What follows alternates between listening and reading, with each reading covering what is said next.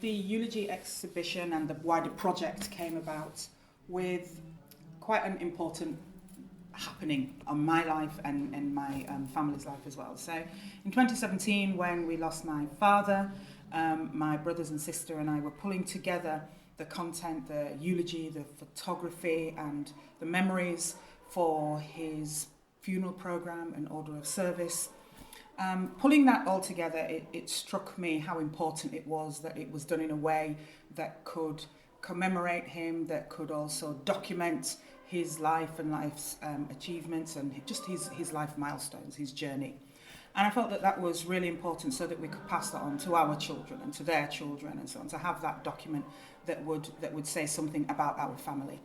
And then a year to the day that we lost my dad, we laid to rest one of his best friends, a gentleman called Daniel Bloomfield, who for my entire life I knew as Sonnyman and didn't know that he was actually called Daniel until the day of his funeral, which is quite common in Jamaican and other Caribbean regions to have a name that nobody recognises as your real one. And it struck me then that yet again, here is another story in a funeral program. And if one funeral program tells a singular life story, then a collection could reflect that of a generation. And that's essentially where it came from. I got together with a colleague and friend of mine, Dawn Cameron, and we pulled together a bid for funding on behalf of the Jamaica Society Leeds. Because even though I knew that this could be a great story to tell just from those folks that I know, from my own family networks and an extended family, I felt it was really important to work with an organisation and audiences that could truly reflect a wider story than a personal one. And so the Jamaica Society Leeds was a natural starting point, and that's how it started. And so you talked about this being about resistance and faith. Mm-hmm. I just wondered if you could talk a bit more about that. Well, I think in terms of resistance and resilience, yeah. I think for me, I mean, it is known, it is documented, but not necessarily always remembered, that this generation that we're talking about, first generation Jamaicans, and others from the wider Caribbean as well, I think it's really important to remember that they were invited to come to the United Kingdom. They were invited to come as British citizens on British passports before independence, and British citizens of the British Commonwealth. And so to have an invitation to come here and to fill jobs that Britain could not fill because there was a labour shortage, and people did not want those jobs in engineering, in textiles, in the new NHS. And for those in Jamaica to feel that they've been invited to come over, for them it was about opportunity. For some it was about duty to country, especially those that came over in the 40s to help the World War II efforts.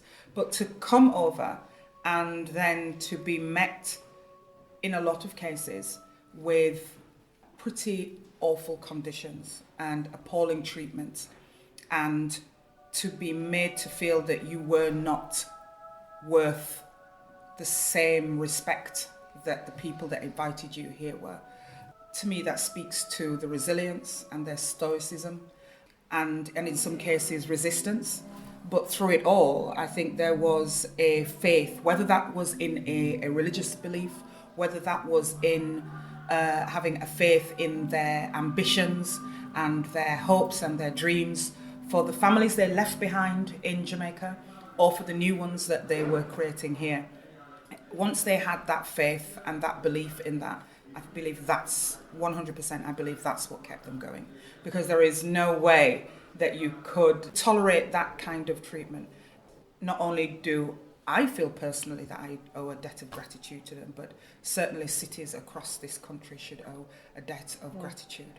Now, that's not to say that faith and resilience and stoicism, which are all admirable and were necessary, and I respect that, but there were also those amongst that first generation that also put up a resistance and were amongst the very first activists and community activists in our city.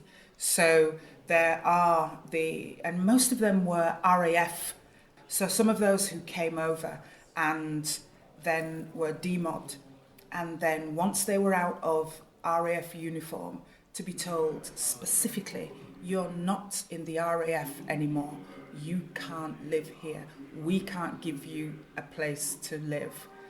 For them to have to go through that, I think there was something in them that said, I am going to have to fight to do that. And not everybody that was in the RAF did that, but quite a good number of them did, that were absolute, we use the words community leaders really easily these days. Yeah. Community leaders and community activists.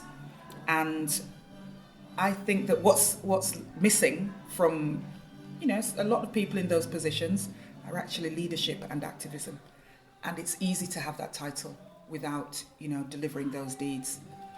And a lot of those folks in that generation, men and women, like Errol James and Glenn English and Verrill Harriott and Travis Johnson and Clinton Cameron and others, they led and they were activists as well. And I think that's hugely important for my generation and my daughter's generation and for her children's generations as well. I think what's been also, for me, what's been great about doing this project is, so I was brought up to be proud in both my Jamaican heritage and my Leeds heritage. I'm very much of Jamaican origin. I'm very much British born, and most importantly, I'm from Leeds as well. I was brought up to believe that the two could exist together. I could be all that. The pressure point comes when people think that they can make you believe that you can't do both. And I think it's been hugely important to tell stories of ordinary people, like my own parents, of trailblazers, of the great, the good, the in-between, those that had ordinary lives alongside those champions. I think it's really important to tell those stories, to show that there are multi-layered, multi-textured people with families, people raising children, some not raising children, people in love, some not in love, people just going about their ordinary business. And I think it's really important to tell those stories, because what's important about that is that there have been human stories that all humans can relate to. Whether it's about coming from one place to another, whether it's about raising children in a hard climate, whether it's about creating new friendships, whether it's about wanting your children to succeed, whether it's about taking your rightful place in a space. I think everybody can relate to that. And that's been one of the most interesting things for me. So what next? Wouldn't it be great if we could... sorry, because in the background I'm hearing Island in the Sun and hearing songs about Jamaica. And to me, it's about, wouldn't it be great if this, which is a story of the city, could be seen by everybody in the city over a longer period of time. Now we're limited by the constraints of a physical space here at Leeds Libraries, and who have been great partners with us. But in terms of in terms of the duration, we know it can't go on forever here. But what I am hopeful of, what I know is going to happen is that this isn't going to be consigned to an archive. What I will be determined to do, and I am determined to do, is to make sure that it has a digital presence, to make sure that we continue to tell these stories, where the book for the exhibition is going to be published at the end of November, and that's an important legacy as well. I'm really adamant, and I know it's going to happen, that some of the panels and the content that speak about some of those themes and life themes will be displayed for the public to see, and not just confined to, for argument's sake, Black History Month, but to be seen all the time. I also hope that this is a springboard for me to do more.